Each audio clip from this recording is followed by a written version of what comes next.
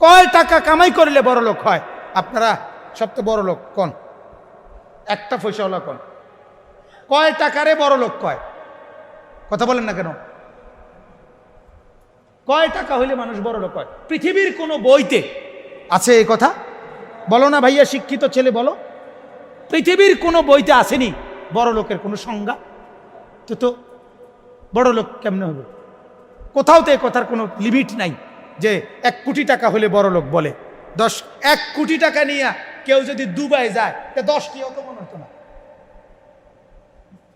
দুবাইয়ের একটা মার্কেটে 1 কোটি টাকা তো কিনা 100 টাকার ভ্যালুও নাই। যে পরিমাণ বিলাসিতা সেখানে। ইউরোপে, তাইলে ইউরোপে গেলে তুমি যখন দেখবা 80 তলা বিল্ডিং, তো তোমার 5 তলা বিল্ডিং রে কি মনে হইব? মশার ঘর আর মাছির ঘর সারা আর কিছু মনে হইব? এটা কেউ গণার ধরে এগুলো? আমি তো নিজে দেখছি সৌদি আরব 8 তলা বিল্ডিং এর ছাদের মধ্যে ছাগল ফালে, ভিতরে রুমটির ভিতরে ছাগল।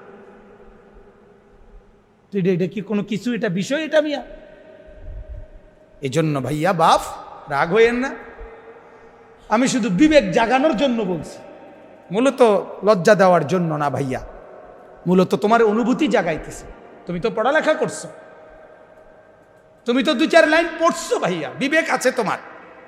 তোমার বিবেক কেন বলে না যে আমি সাজলাম কি ডিজাইন এটা আমার, এই জিন্দিগি কি এটা?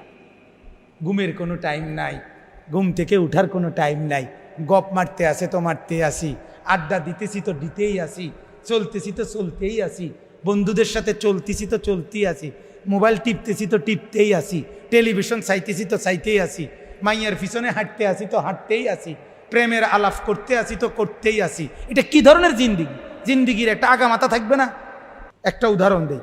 রাসূলুল্লাহ সাল্লাল্লাহু আলাইহি সাল্লামের একজন সাহাবী ছিলেন হযরত আনাস ইবনে মালিক রাদিয়াল্লাহু তাআলা আনহু। আনাস নবীজির খাদেম, ছোটবেলা থেকে যিনি নবীজির খেদমত করছে।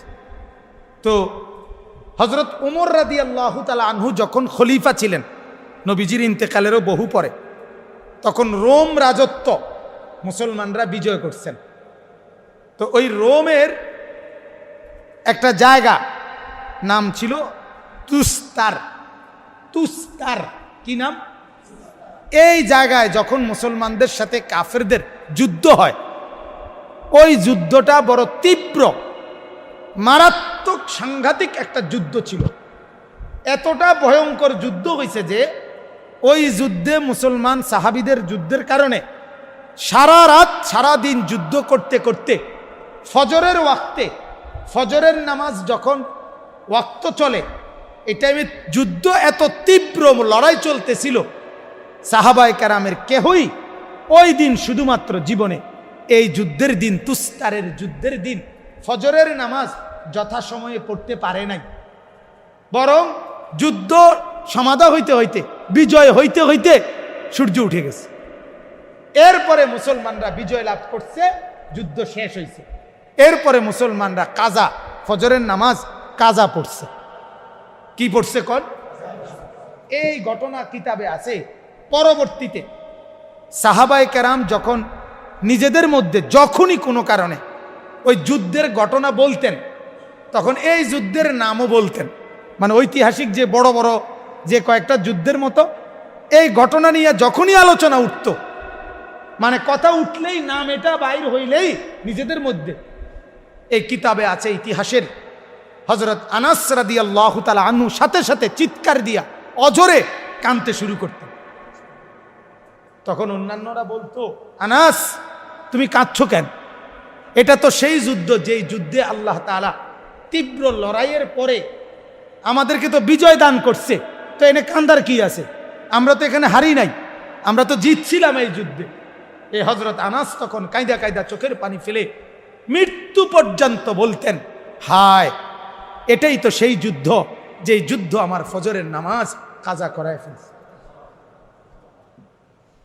আজীবন পরবর্তী জীবনটা মৃত্যু পর্যন্ত এই একটা দিনের 1 ওয়াক্ত ফজরের নামাজ কাজা হয়েছিল জীবনে, ছেড়ে দেয় নাই, বাদ দিয়ে দেয় নাই, কাজা হয়েছে শুধু।